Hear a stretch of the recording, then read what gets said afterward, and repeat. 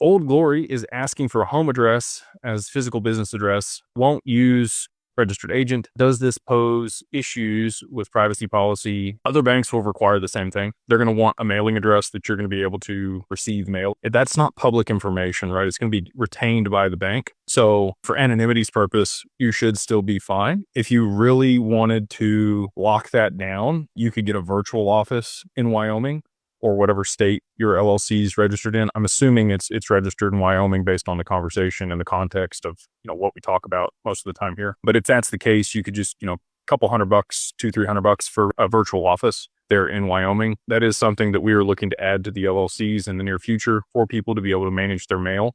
So basically, the mail comes there, it gets scanned, it gets emailed to you. If you want the physical copy, you request it, and then they will mail it to your personal address. So that way, anybody sending mail, sends it there. And then secondary to that, you would be able to use that address again for, your bank account and other stuff. And when you register for things and they ask for, a statement or what do you rent or like a bill associated with that address, you'll have that virtual office bill that you can share. And they may ask you for like an electricity bill. That's going to be difficult. If they want a utility bill, you could probably also get your cell phone tied to the virtual office address and then be able to provide that bill if the virtual office bill itself will not do.